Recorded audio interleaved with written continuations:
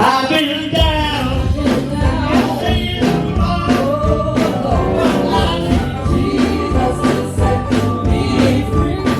Singing with a family group versus singing with people you know that's not family or that may be distant relatives or just friends, it's a little different because with family, you pretty much know each other. You know where each other's gonna go. You know how each other is. You know each other's voice. It's referred to sometimes as what we call blood harmony. It's just a unique type of harmony that comes from the fact that these people have lived together, grown up together. They probably have the same cadences in their language, the same dialect, because they all have these shared influences. And so it comes through in the singing as well. So you have the spiritual lights, which is the Cash side, the Cash family. Those are my in-laws. That's my husband's side of the family.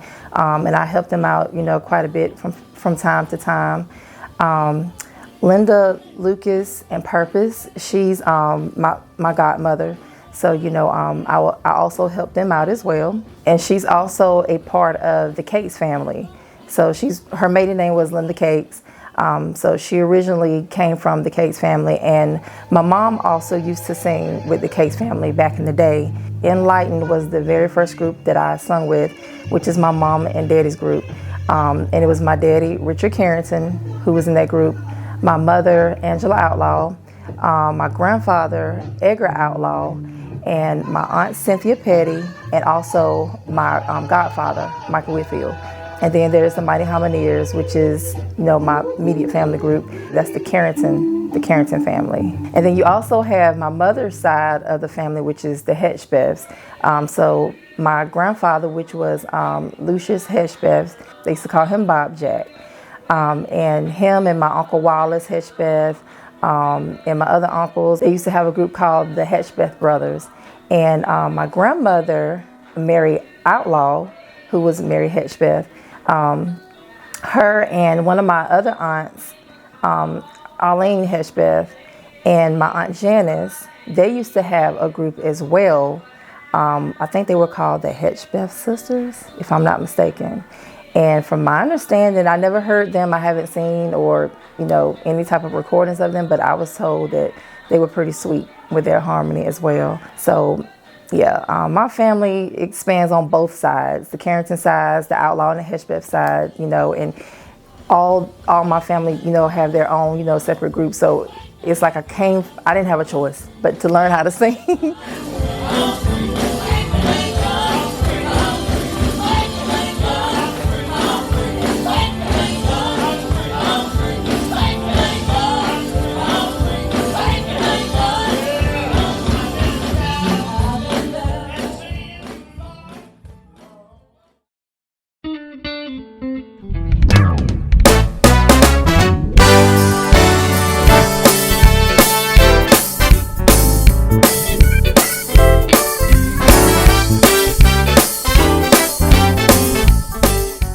A guy named Isaac Day moved into the area, and he could play a lead guitar, and he was singing solos, and that led to us coming together and trying to put a group together. And during that time, we had all the neighborhood guys. I think it was Billy Longford, William Day, my cousin James, my cousin Willie, myself, and Isaac, and Leroy.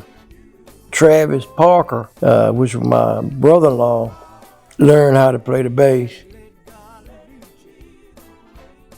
And our first service was Sister Eva Brooke at Faith Temple. They were trying to get established as far as singing, because a lot of people didn't get them the opportunity to sing, but she was always able to reach out to young people and try to get them into the church. So she allowed, people come in and express their talent. We had one, he's deceased now, Jerry Day. They said that he was the best lead guitar player in Person County. So his brother's still playing, Andrew Day. He's playing bass over here. He's still over here playing with us. My father, Isaac Day, he was into music and was going around and singing at different places. Started with the Spiritual Lights. Now my brother Jerry, as time we were growing up together, he didn't really get into music until he went to middle school, and he started off playing saxophone. And after he the saxophone, he went in and started playing the bass. Then he went into lead. My brother, he'll go to the music store. There was one in Roxboro. He'll get like music book, and he'll come home when we're staying with our parents, and he'll just sit down in front of the record player and just start playing. Then from there, he just took off from there. Then he got with the 11 Sisters, Jerry and the 11 Sisters. I got into playing myself because the Spiritual Lights would leave the equipment at the resident. And my father was always, before he go to work, you don't go in the room and mess with the equipment. And what I always do, I always sneak in, and at the time, Travis Parker was playing bass, and I always go in there and mess with the guitar. And during that time, we didn't have no tune. We were just singing. We didn't really know how to harmonize that well. So, Kate's family, our father, he was kind of like a father for the Spiritual Light. He said, I tell you, y'all boys come down to my house. I'm gonna teach y'all how you supposed to sing harmony. So we did on practice night. We all get in the car together and go down there early, and he would get over our shoulders, and he said, now you do what I do. I'm gonna show you how to sing your baritone, then he get this one right, and then he said, I'm gonna show you what you supposed to be doing. So he did that, and we went there for a lot of different time for him to give us harmony, to show us what we supposed to be doing as a quartet. Then Lewis came aboard, and Lewis became the lead vocalist. You know, at that time, it was Spiritual Life probably more like a male chorus than it was a quartet. And you know, I didn't start singing with them for, God, it was years later. And when I got started singing, I couldn't sing. See, listen, I never been a great vocalist, but I was trying.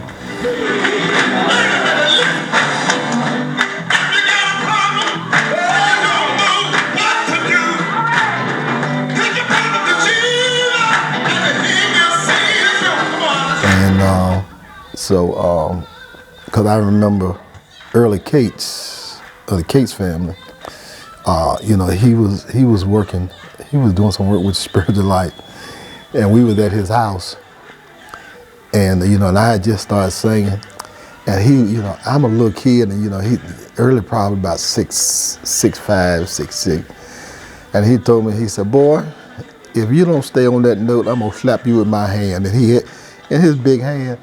And you know, when he said that, he just scared me.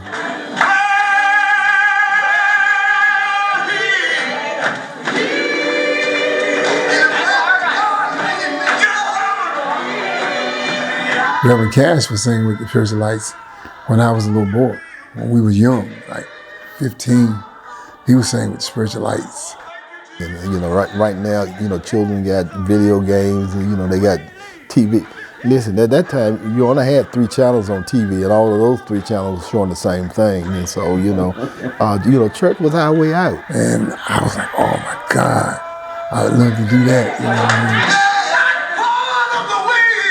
Pastor Cass had a big afro, and he was singing. I was like, man, so it was awesome. When I was growing up, I was looking forward to getting old enough to sing in the mixed choir, and then you know, I grew up enough to, you know, get started with the Spiritual Life.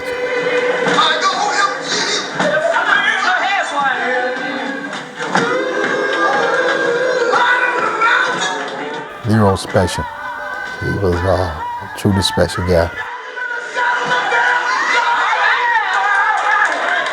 When I was the lead singer, he always had my back. Leroy was my heart though. I could depend on him.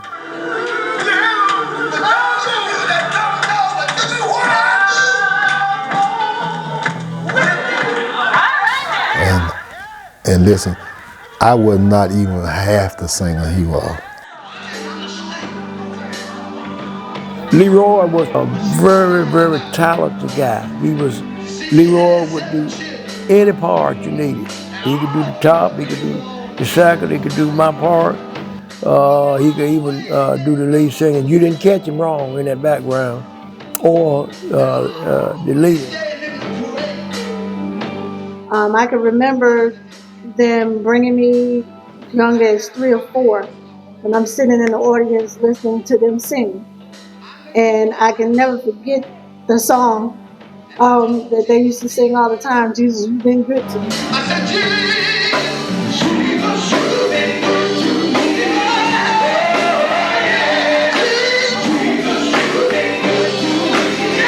me. Brother Leroy would put me up in the choir stand, so you sing this song with spiritual lights. I'm like, I don't sing quartet. I'm singing, I'm going to sing a choir song. But he would put me up in Jimmy Cone up there and sing, and that's how I learned the part and got so familiar with the spiritual lights and just loving them. And I just started loving the quartet, the spiritual lights, the spiritual lights. And when it came to the point, they asked me, do you want to be a part of spiritual lights? Sure, yes.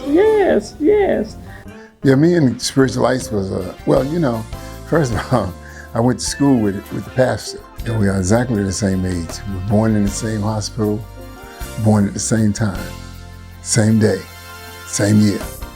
But more so than just being friends with Lewis, I developed a relationship with Leroy.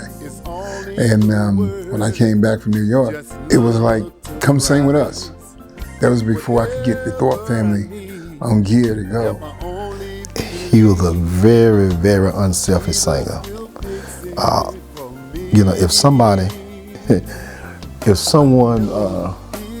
off the street and he was singing, they came up and they wanted to sing with him, he just having the mic. He was totally unselfish. And so we just started singing with the Spiritual Lights, and they treat me like I'm their brother.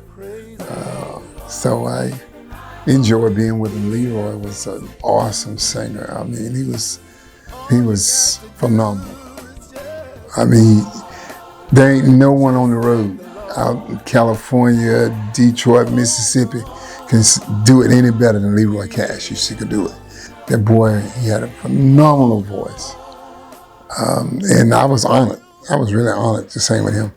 The first group I actually sung with, I think my senior year of high school, I started singing with the Spiritual Lights. Mr. Clyde Cash came to me and, just say, man, I'd like you to come along with us. And I grew up knowing Clyde because my best friend growing up was L.C. Cash, who was Reverend Cash's son. With the Spiritual Lights, it was Mr. Leroy, who went on to pass a few years back. Mr. Clyde was there, Cynthia, which is Clyde's daughter, man. I'm thinking she is probably one of the biggest pioneers in this area as far as organ, music sounding, getting that sound that it's supposed to be. I give Cynthia a whole lot of credit for that. When you get wrong, Cynthia's gonna say, hold. Marshall, you need to sing this part. And that helped me. A lot of people won't stop you and try to correct you. She ain't gonna holler at you. She's gonna tell you what you're doing wrong and what you're doing, what you're doing right. She said, no, you weren't right there, Marshall.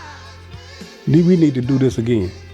It's been plenty of times I've been to their rehearsals when I had to help the Spiritual Lights out. And if Uncle Clyde is off or he comes in wrong, she will stop. She's like, no, Daddy, you are coming in wrong. And it had me laughing because of how they are with each other when it comes to that. And she's trying to correct him and he really don't want to listen sometimes, but it'd be funny sometimes, But I like to see how she is when it comes to making sure everything sounds good. I learned a lot from my Uncle Leroy because he was the type of singer that God will give him words within the middle of the song. Oh man, Leroy could write a song right in the middle while he's singing. And he never sang the same song the same way every time. He would just come up with verses, and he would just do them. By him doing this, I was able to improve my craft of just following, being able to hear and follow leaders. We brought Melvin aboard, and along with Steve Cash. He was one of my younger cousins. And Melvin took the initiative to learn how to play the drum.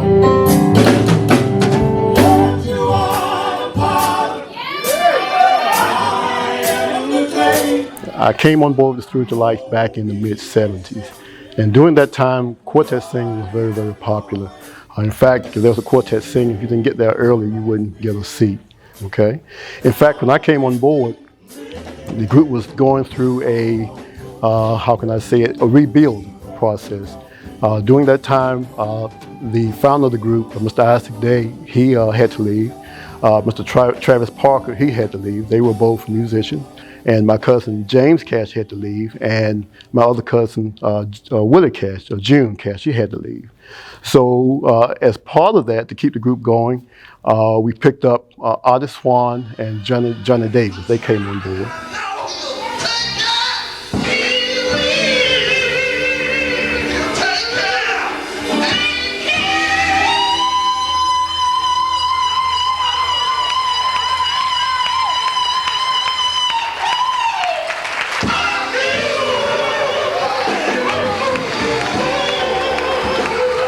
Otis Swan, back when he was singing with the Spiritual Lights, man, that joker had that top going. But I gotta say Johnny Davis, he's one. He could sing anything, he could play guitar, the first person I ever seen play lead guitar with his teeth.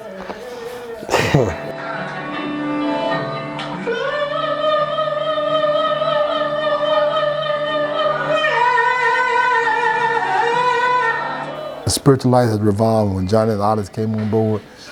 Oh man, we had a good time in rehearsal. It wasn't no disagreements or anything. We were singing and we were doing songs. We'd stop and Johnny said, "Okay, let's try this right here." And then they try this. Then after. If that didn't work, then the audience would say, "No, let's try this." Everybody contributed, and then when you finally tried everything everybody said, and then something came together, oh man, everybody was just happy about it. So, those was just some good days. Now, when they came on board, it was later decided that I would be taught how to play bass guitar, and my cousin Steve, he would learn to play lead guitar, and Johnny taught me bass. And Steve, he learned to play lead. And it took me a little longer to pick up the bass than my cousin Steve because I did not have an ear for music. I wasn't that crazy about the bass guitar, but I liked being a part of the group.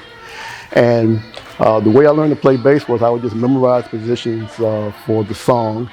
And sometimes we'd be on the floor, get a little mixed up. I might start playing at the wrong place, and even though I was playing the wrong key, I didn't know. Johnny had to come over while he was singing and straighten me out.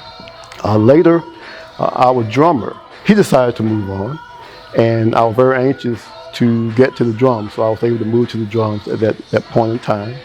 And when I first started the course, there was a lot I needed to learn. And I got with a guy named Melvin Hunt that played for the Yancey family out of Oxford, North Carolina. He introduced me to rudiments, which is a routine to help you jazz up your play a little bit. And he also suggested that I start using a tape recorder when I go to church to record other drummers and pick up, and that way I could pick up things that they were doing, okay?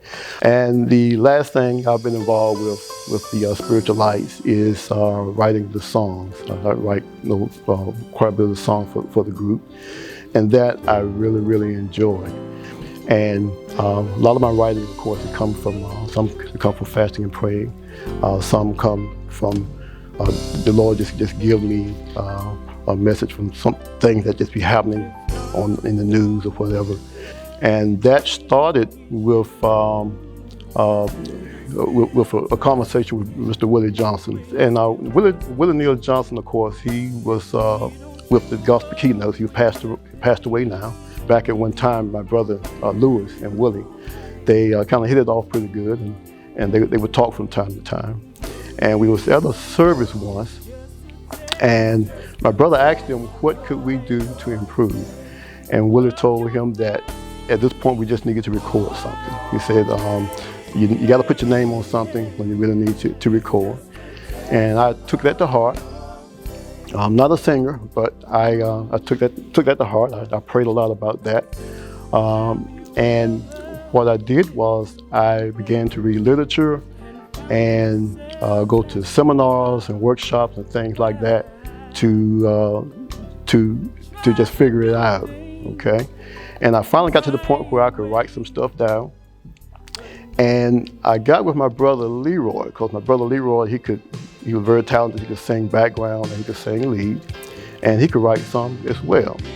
So I would write something and I would let him see it, and I could tell if it won't working because he would just say, "Oh, that's good, that's good," and then he kind of brush it off. And as time went by, I finally wrote one song called "Meeting." And when he wrote "Meeting," when I wrote "Meeting," I gave that to him. It took him a little longer to read that particular song, and then he asked me, "Okay, how did that go?" All right, so I knew then that I found something that he liked. And I'm telling you, a family mean a lot. When you sing with a group, that a family, a lot of family members sing in, because they pull you in as a family too. And that's why I like this group, Spiritual Light, so much. And I'm telling you, I love singing. My wife always get at me. I tell you one thing, you can't get between you and your singing. And I love singing. And so, like I told them when I come here, I'm gonna give you my word. I'm gonna be there. And when I get ready to leave, I hope I be too old to sing. And so I just love this group. My brother-in-law was the manager for years. Reverend George Harris Jr. He was the pastor at Prospect Hill. At one point, he was the manager for the quartet. I told Reverend the other day, I said, when we got started, me and Johnny was about 135 pounds.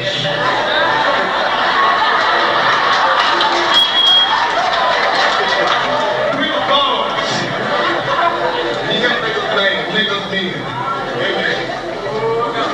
I'd like to say right now, you know what I really, really feel like doing right now? It's just crying. And Mr. Leonard Hamlet, he was also one of the managers for the quartet. Ron Timmons, he's been a member of the Spiritual Lights at one time. His wife, Pearlie Timmons, she's been there. Cynthia Fry, Timothy Fry, and of course, can't forget my nephew, Aubrey Cash. He was a member of the group. He sung background as well as played drums, okay? So these are people that were important. They kept the group going during difficult times. When Lewis he went and started his ministry and everything, and he made the announcement that he was retiring, me and Leroy talked about it, and we talked about Stacy becoming aboard, and that is when Stacy came to fill in for Lewis, and my brother Leroy. I was singing with the Gospel Supremes, and I don't know how many times I was back and forth. But we were not singing at the time, the Gospel Supremes. Reverend Cash at that point had been called into the ministry.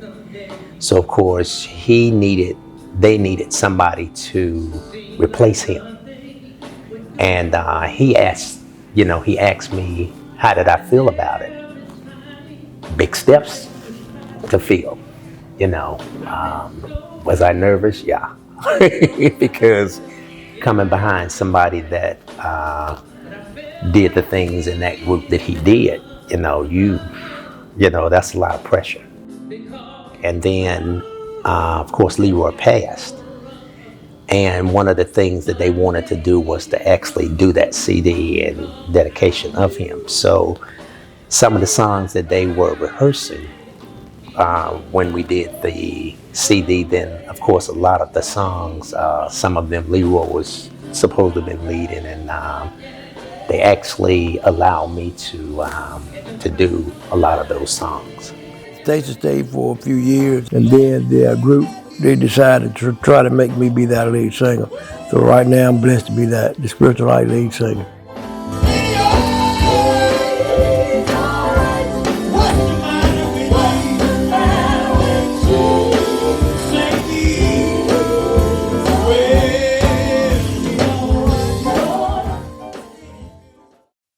This is an old song my sister used to do. Jeremy?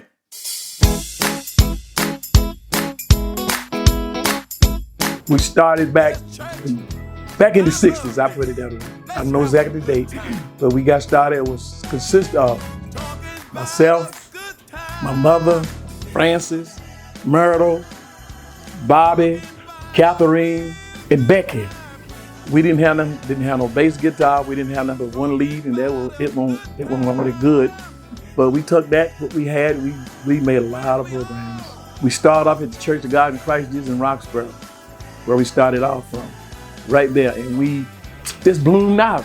Some joined, some was leaving, some joined, some leaving. Then I sung with the St. Luke 17 years, if I ain't mistaken. Still back and forth with the Torrain family. All these years. Then after the Torrain family put that group together, they had another group, but it was not the Torrain family, it was the Gospel Harmonette. It was three groups right there in one. It was Harmonette, with Torrain, Harmonette, and the St. Luke Gospel singer. One sang this time, the other sang then, you gotta go back and sing two more times. That's what we did for years, and we enjoyed it too. I've been singing with so many groups, just about can't keep up with them, but I know some of them. The first group I started with was the Torrain family, but I was young at the time. I was following behind my brother, trying to look at him play lead, and following behind my other brother. Bless his heart, he's dead and gone, but them two I was looking at. And my first guitar is a stick with some burnt tires, strings on it. I burned a tire, put the strings on the stick back that long. Started with that, banging I don't know what I was doing. And I started on and I kept on. Then I started with the new St. Luke. Back then it was the St. Luke Gospel Singer, but we the new St. Luke Gospel Singer, different people sang with us.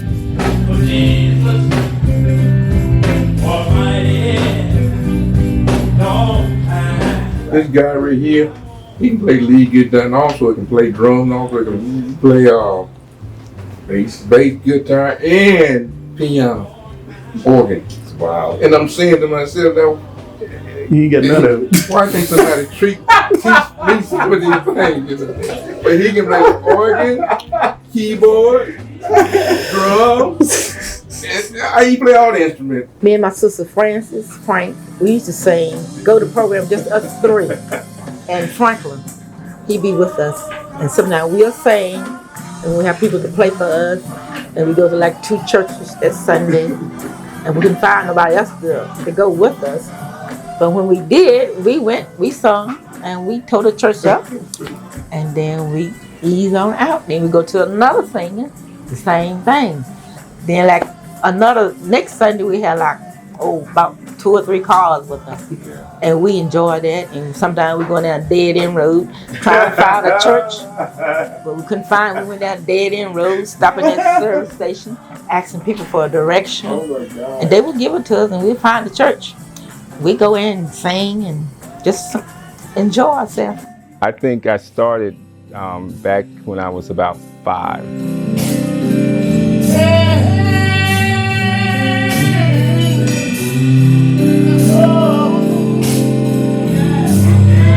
My Aunt Frances was very coherent about notes. She could tell if you were flat or whatever. And as a child, I'm trying to understand. And the only way she could teach me how to sing not flat was she would hold my nose. and then as I got older, instead of her holding my nose, she would pull on my ear and she'd say, "You're singing flat." So it just kind of made sense at that time. But I learned a lot from them. My uncle, I think that's where I started to feel the groove in singing. Man, we used to sit on them front pews. I used to sit back and just be in awe of my dad and them and all the Toran family up there, they be singing. It just something captured my imagination, so I'm like, wow, okay. This might be it. Then we used to help Uncle Frank told in he had one snare drum.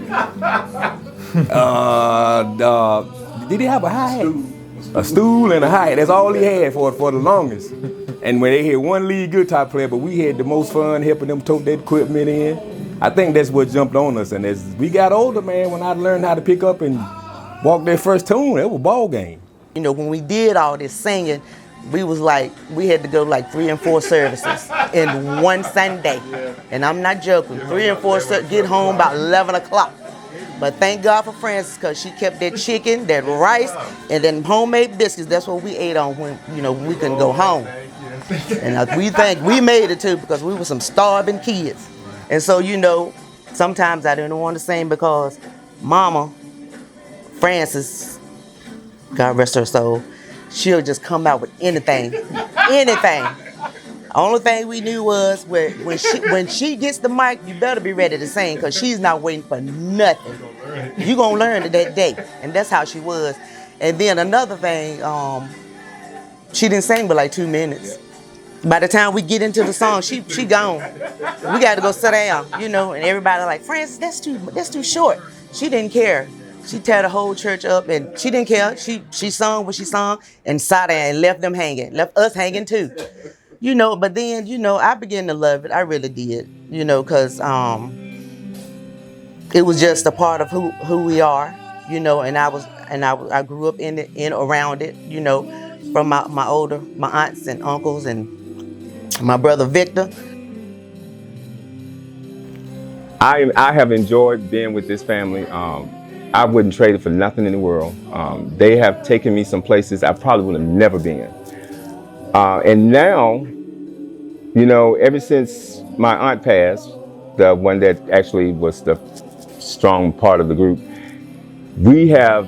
a whole generation has changed. So my grandfather is Henry Jr. Torain. My grandmother is Henrietta Torain. My grandfather is a sibling of Francis and Thomas and Ponzel.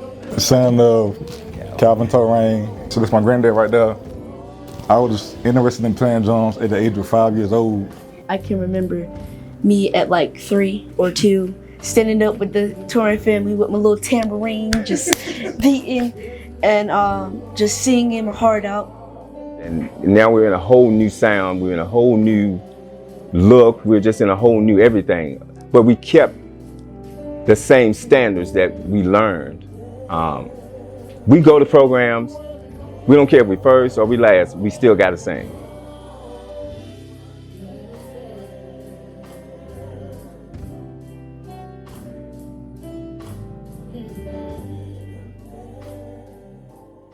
My Uncle Frank died when I was 3. So my Uncle Ponzel, I would watch him play drums because he was playing for everybody at that point. And I was like, oh my God, I wanted to do this. And I remember one time he played some, I don't know what this song was. It was a slow song at church. And we went to Clay Road right after that. And somebody was singing that same slow song. And I was like, you know what? I can go play that song. I don't know who that usher was, but she tapped me. And she was like, hey man, your uncle said you can't play that song, you need to come sit down. That was him. He told me I won't play it right. Hurt my feelings to the core, but I was still young. I knew I had friends that could play guitar, keyboard. I couldn't do it. I didn't know how to play it. So I started going to Clegg's Chapel and started listening to Cynthia Dixon. And I was like, wow, what is she playing? And I would just try to imitate the note and just say, Frank, you're doing good. Just keep trying. We all grew up together playing in church. Me, Tyreek, Antoine, Frank, off gate. If it was all of us in the room, I'd definitely be on drums. Tyreek, man, I know he'll be on guitar. Twan be on main keys or bass, either one. Or Frank be on keys, Twan be on bass. And man, it's jamming. And man, we just had so much fun in and out of service, man. Youth explosions used to be the best days, man. One night she called me. She said, "Hey Frank, we having our youth explosion, and I want you to play." I was like, "Cool." I'm thinking I'm playing drums. You got to learn. So my first song was "He'll Take the Pain Away." Oh wow! And I still watch that video sometimes, and I'm seeing it now. I'm like, oh my goodness! But she kept pushing, and I would go to a lot of places, and Frank, you don't sound good. Antoine, Ronald Timmons, he was definitely he was the one that critiqued me in the negative way and made me better. He would tell me, "Hey, you're not sweet, man. This ain't it." He would literally tell me like that. "Hey man, you're not sweet." So I would go to his house. We would hang out every weekend. I would go to his house and try to learn something new, different chords, different progressions, and just, I mean, that's what him and Cynthia is the main two. So then Brandon Day was actually my real piano teacher. He's the actual one that sat in front of me on the other side of a keyboard. "No, Frank, it's this note, this note." And then I would go home, as they say, go in the woodshed and just practice. Because they always say you make the bad notes at home. So when you go out in public, you don't make the bad notes. So I don't know what happened. Of course it was God. It just, my plan just elevated. I don't know how it just happened.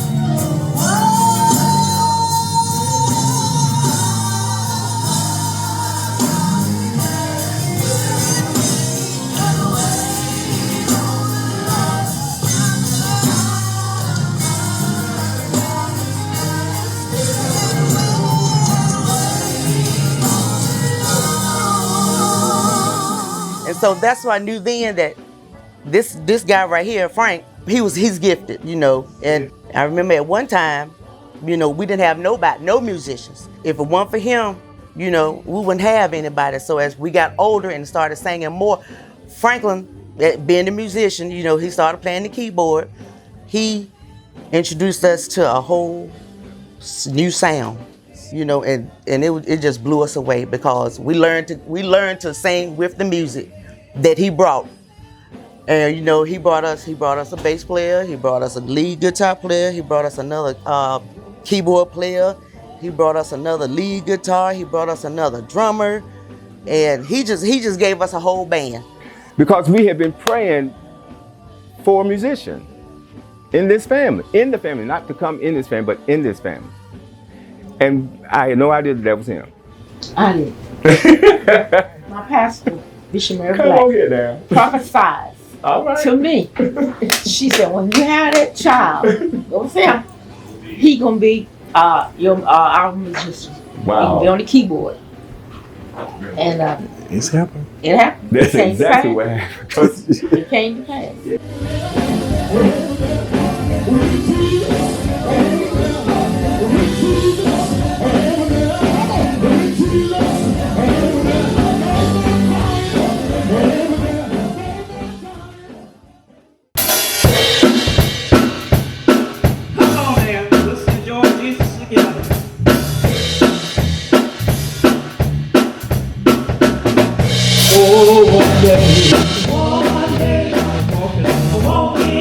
We've been singing, you know, for 52 years. It's actually 53, but we just had the anniversary for 52 years. So that's a proud, something we're proud of.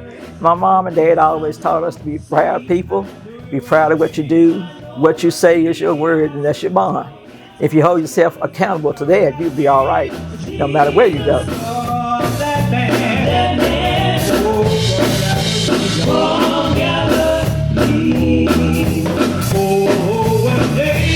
It was April the 13th of 1969. My father and my brother Richard and myself sung at Old Mount Zion Children's Day. And we sung a song by the Nightingale called It's Gonna Rain. That instilled something within my father, that he saw that if I can get children to do something positive like this, they would keep them out of jail or keep them out of trouble. So therefore, he got with his nieces and his nephews. We had cousins that came and joined us. And in fact, we had our first anniversary here at Prospect Hill Baptist Church. I had my cousin, Minister Deborah Lester Redmond, she joined. My cousin, Minister Richard Lester, he joined. My cousin Frederick Carrington, he joined. And she's like a cousin, Brenda Lester, she joined. That's what all of us. We were just kids, as teenagers. We enjoyed singing. And what we did when we first started, us cousins got together after rehearsal, decided, and what we're gonna call ourselves. We throw out plenty of names, but we said we were harmonizing, so let's make it the Mighty Harmonians. So that's how the Mighty Harmonians became the Mighty Harmonians.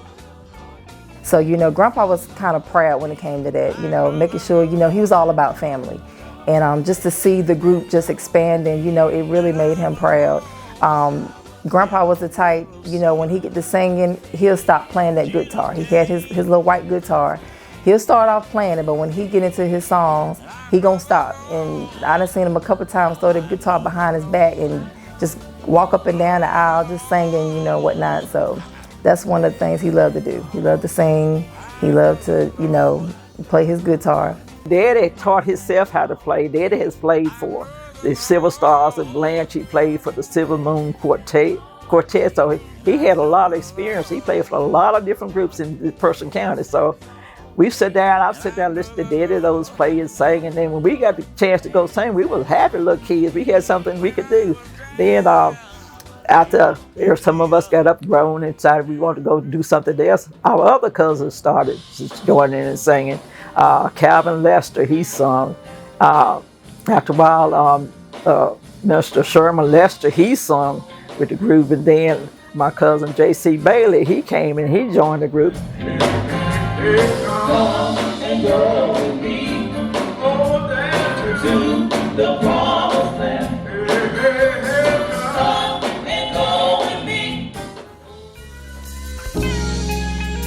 My brother, he was something else. Him and Daddy would practice at the house because my brother played the bass and my daddy played the lead. And he's caused a lot of the kids that's in this group. Leila Gatson, he got my daughters, he's the one who caused them to sing. With the Mighty Harmonians, I think I was about 6 or 7 years old. And Richard saw something in me that I didn't see. I guess I was too young to see it, but he said, yeah, you coming with me. He picked me up one Thursday night and I was there at rehearsal. It's funny because I had a bass guitar right before I started singing with the Mighty Harmonians. And Richard was gonna teach me how to play that bass, and then somehow it ended up getting stolen. So I forgot about the bass guitar, and then I started playing drums. And then I finally got a bass guitar again, and Richard started teaching me, but he was also teaching me on Big Red is what we call it. He had a hollow body Epiphone, 4-string. That's what me and RJ both learned on. And it used to be times where he may not have came to a program or something, and it would be me up there playing that hollow body. But I missed that Big Red and Richard, but yeah. My Uncle Richard he was our teacher. He had me in there, that's not how I want you to sing. I need you to come out just a little bit more for me. And he was serious. He said, I want you to sing the top, the soprano part. And he wanted to sound a certain way. And so it came out, and he would, train our voices or whatever. That started me in the background. So been singing since I was 7 with the group. Grew up with it, enjoyed it. Many have came and gone, and it's family, so we close. Our music is what keep us together. My granddaddy instilled that in us. Singing behind him was fun. Sometimes he would try his background out before he even sang his song, because he just want to see how we gonna sound. Or the music. My Uncle Richard, he want the music to be right. You gotta play the music for him before he even sang his song. My dad actually was very very influential when it came to when it came to music. I was 6 when I started doing a lot of stuff with music, specifically drums at that time. And then I just gravitated to another instrument because, father like son, right? So I wanted to play the bass. The sternness that he had for his love of music. Like, he really loved and was very passionate about it. That he pushed that on everybody that he was around. Everybody that was involved. He pushed it on them. And it's almost as if you couldn't help but do it or love it or want to do it. So his impact there was tremendous. When it came to especially when I wanted to learn how to play the bass. My first song was Cool and Water.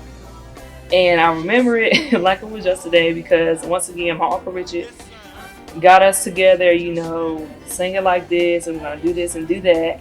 And I remember at the time, I was singing it, and I kept getting tongue-tied on a specific part. And we was rehearsing, I couldn't get it right, and it was one word that was tripping me up every time. And I sung it, and oh, you're so cute and stuff like that. And after the anniversary at my Zion, we watched the tape. We would always do that after the anniversaries. We would always come back to my granddad's house and watch the anniversary tape. That was just like our way to just be together, celebrate the anniversary once again amongst ourselves. It was good to celebrate with people, but we was actually celebrating amongst ourselves. And my cousins and them would be picking on me because I couldn't get that one specific word right. And it just started from there. So I eventually started singing solo. Then I eventually moved up into background like my sister did. I think at the time things were going on, people was moving in and out of the group, and they needed someone to do background. And my uncle, he was such a musician himself, he moved himself out of the background and was like, we're gonna give you an opportunity to start singing background as well. And so I transitioned to the background as well. I was singing more so alto and tenor whenever they needed someone to sing those specific parts. And he was such a musician that he taught us all how to play something. I had started trying to play bass, but I didn't keep up with it. My cousin RJ, we would see him playing drums, so me and my sister started playing drums. A lot of people don't know that, but we do play drums. And so it's just our family, the background of it is music, either singing or instruments. And so that's really what keeps us together. Now, we talk about Willie Camden, he had the same sternness. He had that same determination, that same passion that he would push on to other people that would be involved, that you couldn't help but to love it or enjoy it.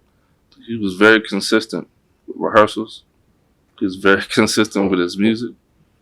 Rehearsals, I never forget the time I thought I was going to try to skip a rehearsal. That wasn't going to happen. He tracked me down. I was at the park. He rolled up, said, "Come on." So that's how serious he really was about it. I can recall other incidents, man. Just, you talk about family. There's always gonna be conflict, but there's love in it on top of it. So at the end of it, everybody was so much better for it. Everybody appreciated it more because of how passionate everybody was about it. That's the influence that my father and my grandfather had. I mean, we could even pass that on to my sister. My sister, she's like that when it comes to music as well. When something don't sound right, we make it known because, you want it to sound good. You don't want to get out there and half-step anything.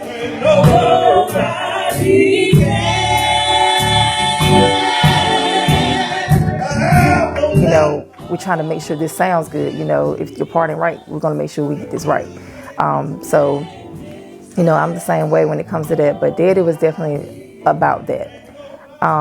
He likes to make sure everything sounds good, and everybody know what they're doing and they're on point with what they're supposed to be doing. Daddy really pushed me and RJ into doing what we do, and I'm glad he did, and it helps us, and it actually, helps us to try to encourage our kids to try to do the same thing. But he really pushed me and RJ to singing and playing instruments and whatnot. Daddy used to play the drums. I do know that he played the bass guitar. He also played lead guitar, and he was also a vocalist, and he was also a songwriter. He wrote lots of songs with the Mighty Harmoniers and songs for Enlighten as well. Those two individuals, my father and my grandfather, has allowed all of us to really become more than what we would have been without them. Uncle Willie, Aunt Cynthia, Uncle Richard, my cousin, having that togetherness, having each other back. Musically, we always been tight as a family. And that's why I can look back, today, all the things that I've been blessed to do.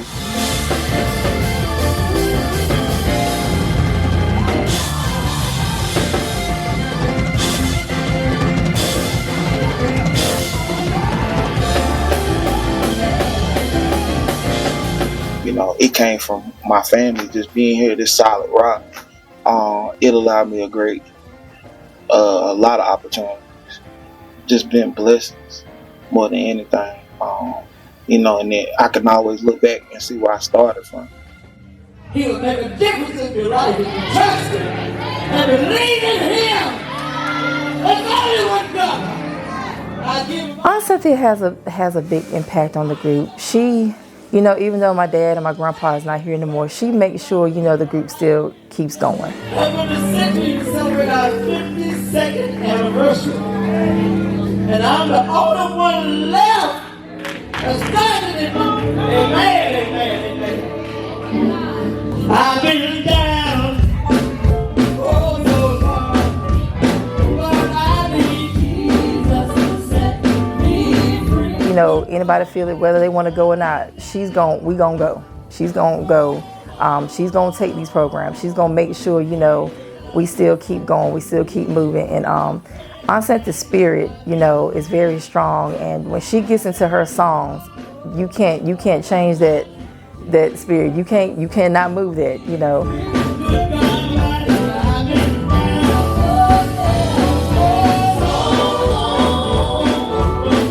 Oh, Aunt Cynthia, that's an angel. She is an angel.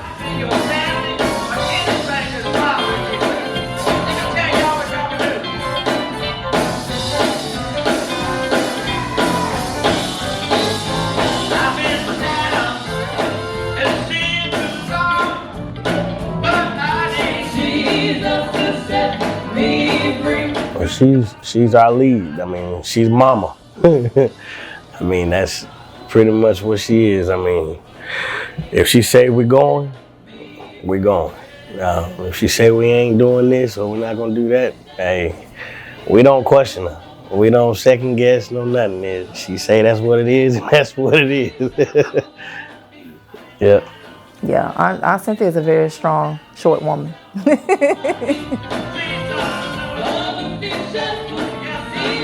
So we had all those cousins coming and going, but we had other friends to come into the group as well. We had Jackie Bumpus, he came, he was a member of the group. We had Matthew Hargroves, he was a member of the group. We had Edgar Outlaw, he was a member of the group for a while. We had Herman Green came and played for us a little bit. We had his cousin Jimmy Green, he came and played for us.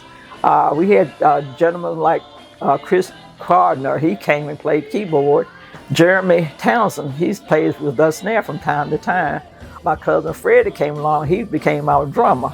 Then we had Minister Steve Carver come along, he came and played drums for us. So we've had a lot of family that came through and, did the harmonies. We were the harmonies.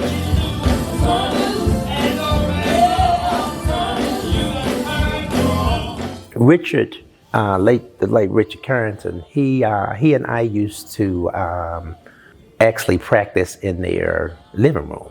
Of course, he was playing bass, and I played drums. Of course, Michael Whitfield taught me how to play drums, and so it would just be the two of us sometimes, and then we would, go through different songs because, of course, the style of music that I liked, he liked as well. And so, just sung with them for a few years. And in fact, David and I ended up singing with them at the same time. I have sung with a bunch of groups. I love to sing. If I could help you out singing, yes, sir.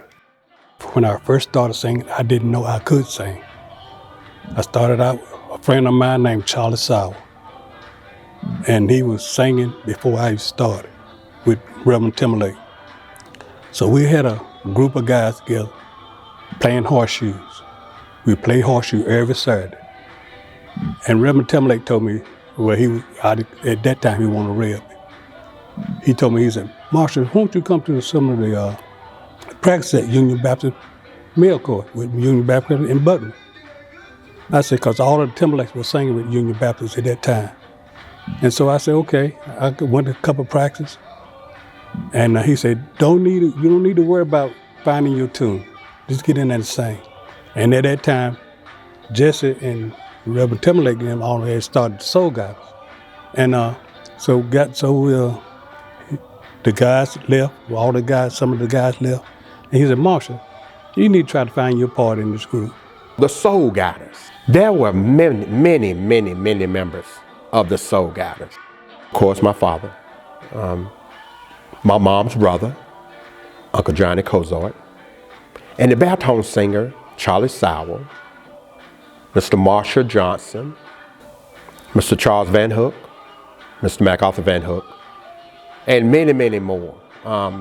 And by me being there with them all my life, listening to them rehearsal, listening to them sing, I loved it. They went all over.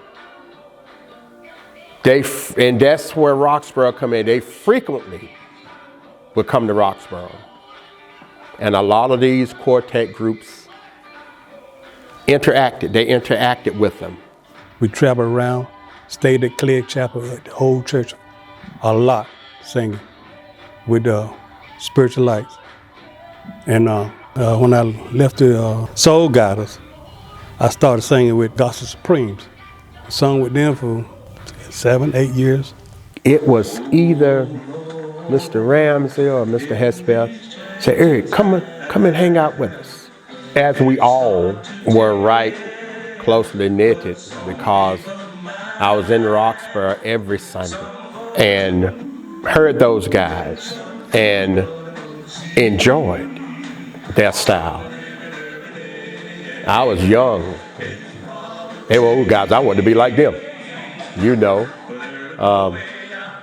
and just was delighted just to be in their presence and sung with them. Was able to travel with them.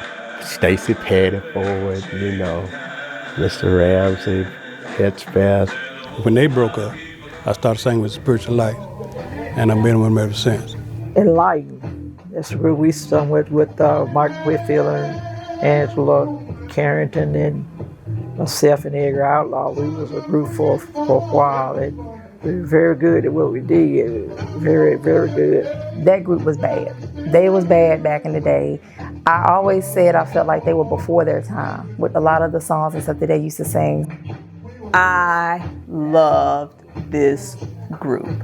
They were young, they were fresh, they were, I don't want to say trendy, because they sang traditional quartet music, but it was still the kind of like the modernized versions of the quartet music that, their family groups had sung. So, you had Michael Whitfield and Enlightened, but it wasn't the sound of Silver Moon or the sound of, the Gospel Supremes. You had Richard and Cynthia and Angela, but it wasn't the sound of the Mighty Harmonaires or the sound of the Hedgepeth family.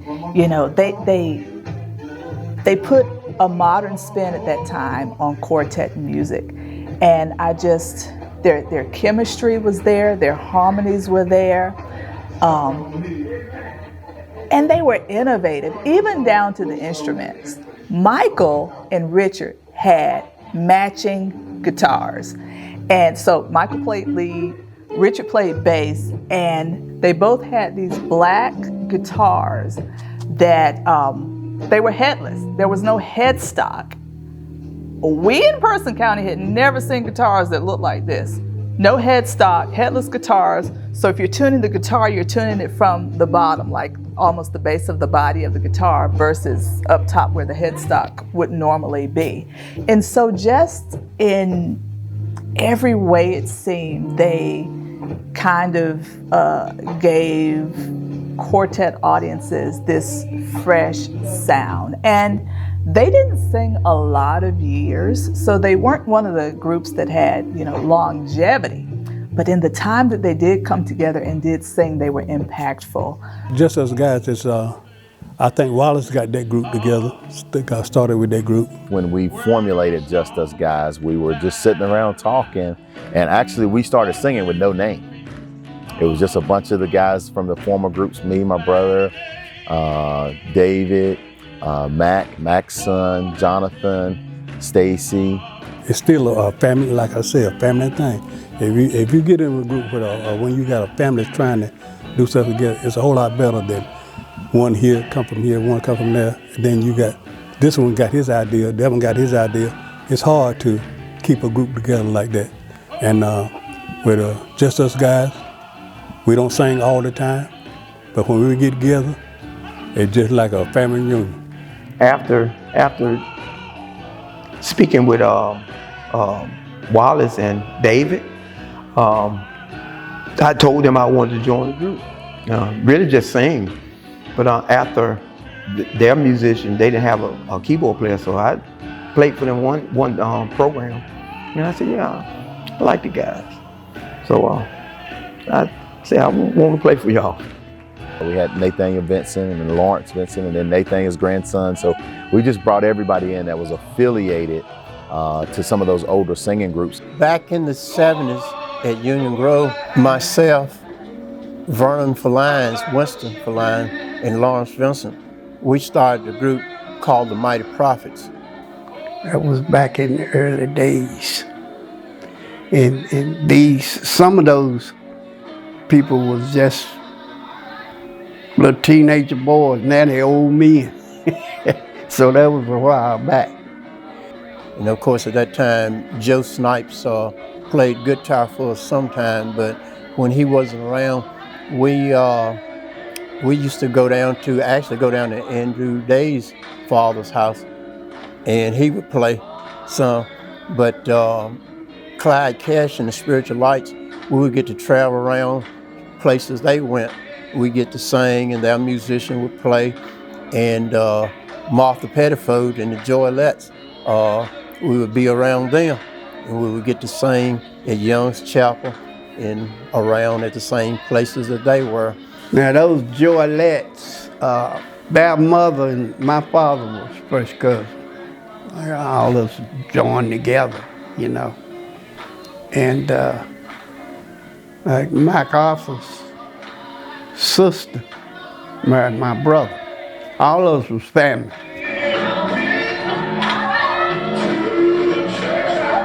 The Spiritual Lights, I sung with them a few years.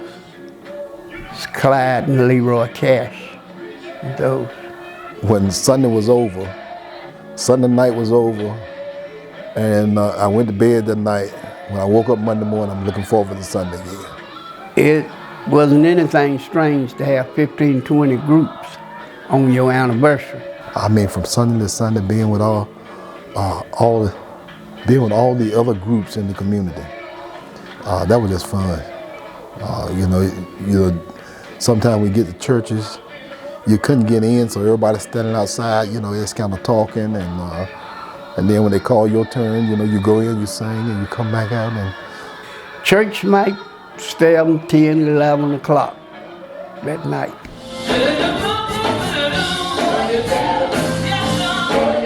I played for different groups, played for the Loving Sisters, Roxboro. I sang with Bishop Johnny Davis and the Gospel Silvertones for a little while. Michael Johnson out of Roxboro, he played bass. I started out playing drums with them, and then I ended up singing background.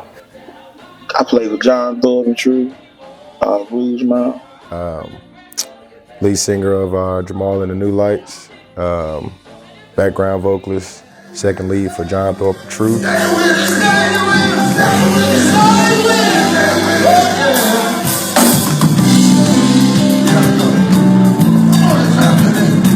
Truth was my musicians. They become my musicians, and we all got together. They had a meeting with me and wanted to create a male group called John Thorpe and Truth. And I met a young man who asked me a question of singing with, John Thorpe. He asked, do I know John Thorpe? I said, of course I know Kermit. That's what we call him out here, Kermit. Grew up with John, right up the street, with this, that, and the third. So he was telling me about him starting a group. And I know I went to the practice, sat in with him. And it was like, we clicked off from then. And that went on to flourish till this day. I still help Unc out, man. That's, Pops, he called me son all the time. So, I've been singing with John Thorpe and Truth for a few years now, probably well over 10 years. So the groups I've played for are Spiritualites, the Loving Sisters, Mighty Harmoniers, John Thorpe and Truth, Just Us Guys, and of course us, the Torrain family, where I never leave. I'm always stuck with me. So. I play for the Torrain family, the Harmoniers, and I also play with my granddad, which is the Spiritualites. My cousin Aki, who is Cynthia's son, he's a genius on the keys. I mean, the guy, when I tell you the boy can do anything, and he's an all-round, well-rounded musician, drummer, everything, but there's something about him, when we and him lock up on those keys, it's like no other feeling. It's like me playing for myself when Aki plays for me. I'm also a member of the Wade family. And I'm the oldest daughter of the group. We all just grew up singing. But I tell you how God does. God had me to be a soprano. Then my next sister was an alto. And then we got a tenor.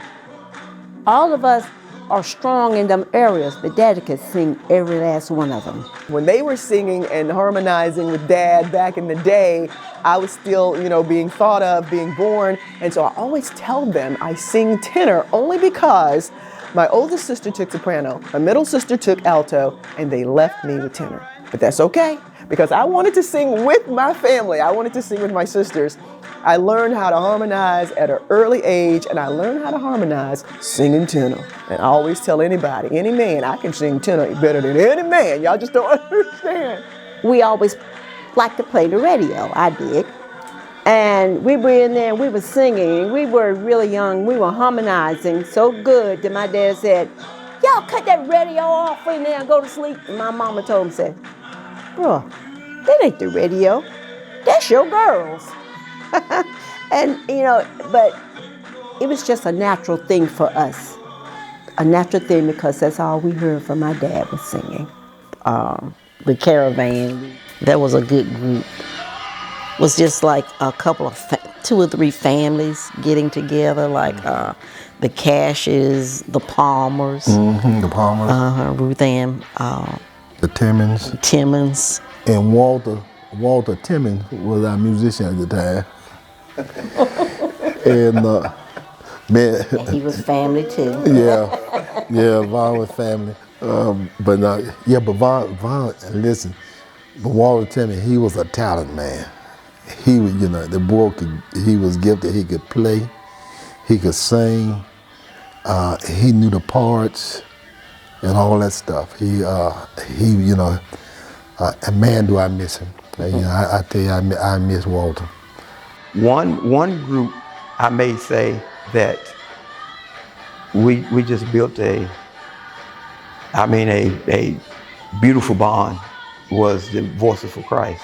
They originally was out of Clegg's Chapel, but it included members from a lot of different churches.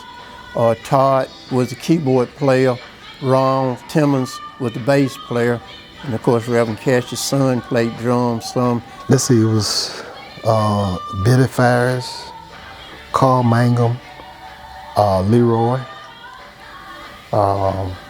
Janice and Carol. Yeah, and Billy Farris wasn't even playing at that time. Carl and Janice, Yaya Cookie. Listen, I know they see that let me call them Yaya and Cookie. Tracy Cameron. Sylvia and Tracy Cameron. We had Gloria Bass, Proud now, and Gloriella McNeil, Yancey. She would come in from time to time. Yeah, just to help us get the voices and stuff together, the Yancey man. So we worked pretty closely with the Yancey family back then. So. Cynthia Fry. Yeah, Cynthia Fry. I became the president of that group. So we sung and we had, I tell you, the spirit was always in it. We got to travel. We used to go to Pittsburgh. We used to go to Pottstown, Pennsylvania. I mean, we was all over. He was looking for somebody to sing with him when he went out to preach. Because he didn't have no church. Yeah, no, I didn't have no church. So, he didn't have no, I mean, you know, he wasn't pastoring no church, so he couldn't take the church choirs with him because he was the associate. He couldn't. So that's how we got that group together. Yeah, Betsy Nelson was there too. Yeah, so, but yeah, but they were a wonderful group. We became one big family. We were together probably about 8 years singing. We'll do 1 or 2 programs on Sunday. But that was the group. I would leave everybody just to be with them. It was probably the most spiritual group that I had ever been affiliated with, because we didn't do anything, we didn't do anything without prayer. Sometimes we show rehearsal, we just end up just praying through the rehearsals. And out of that group came 5 ministers during the duration that the choir was together. 5 ministers come out that choir. Carl started preaching. Janet started preaching. Reverend Burroughs, that's right, Reverend Burroughs, Sister Joanne. Reverend Burroughs, he started preaching. Billy became minister of music. Ron became minister of music. By traveling with my dad, listening to the Spiritual Lights, listening to the Cakes family, listening to the Hespeth, the different groups, along with New Creation. Well, I married into the family.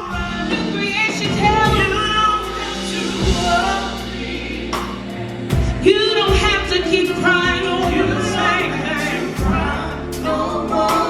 Wipe the tears from your eyes. It's gonna be alright. Tanya, take your time and spare my feet. Oh, now, don't you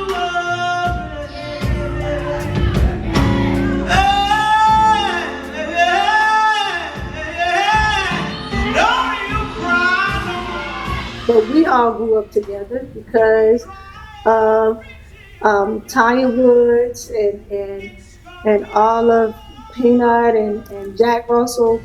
Their parents, including my husband's mom, they had a group, and a very good group. And when we're talking about how all the groups just mingle together and break off, is because we all was more like a family type thing. So whenever someone was missing, even one will come up and sing with us.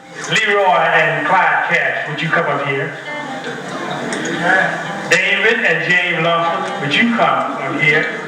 David Ramsey and Mike Pettifer, yeah, all of us used to sing together coming up through the years.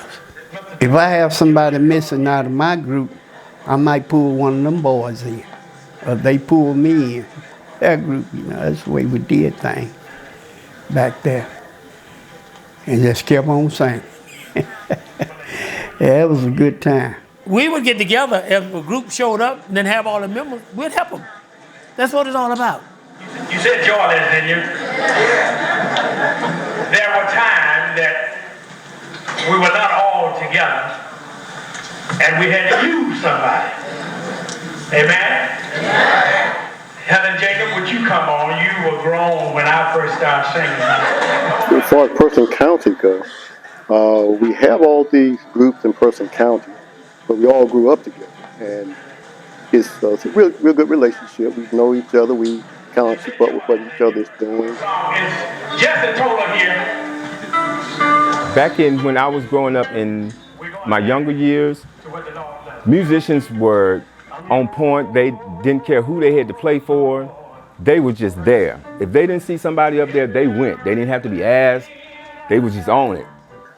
There have been times I play drums. Sometimes someone need me to play drums. I just go do it. It's the bond. The bond. You have to have a bond. And even if you don't have a bond, you have to create some type of bond. There are times we've had programs, like especially our anniversaries, where you would actually see the bond forming. Even people that we've never met before, we've met them through programs or, little gigs like that, because a lot of times you end up being a house band because you know music, you know where to go, you know your placements. And so you end up meeting people, creating bonds, creating relationships, friendships. We have very close friends that we developed from previous, programs and stuff like that. And I feel like, with singing and music, it's just about a servanthood. You're serving the Lord, of course, but you're serving others as well. So it's like being a servant, you're able to be able to build relationships with people. They enjoyed, all of them loved it. And one of them would reach for the Holy Spirit in their singing just like the other one would. They loved it. Wasn't a competition. It was singing your best to glorify Jesus. We just love. It's just a pool of love. And we're not ashamed to step up to the plate if somebody needs us. Instead of talking about if so-and-so, we ain't got so-and-so. We just walk on up and get in the mic and sing that part and go on. I mean, we were just the way we were. We are. We'll do it right now. You want to see your neighbors do well, in whatever, and especially in the singing, we would help each other out. Like the Mighty Harmonies, a lot of times we've been places and somebody be out and one of the girls would come in and fill in and you would never know nobody was out. That's because, you'd be helping each other. That's what you call it, helping each other. Even if we're not singing, we go to programs just to support other people. And those are the things that my family was doing when we were growing up. They would, even if they weren't singing, they would go support somebody else. You're not just there, like when it's your time to go sing, you just there. You actually listening. Like, I know one time me and Savannah, we went to the Spiritual Lights rehearsal. Yeah. And you just fall in. And then we'll forget, Mr. Jesse Toller got up and sang and had nobody with him. And he just happened to see David and I said, David, let's go get him. And that was the word with you. Let's go get him. And he got to singing so much, I thought one time we were going to have to jump on him and sit him down. But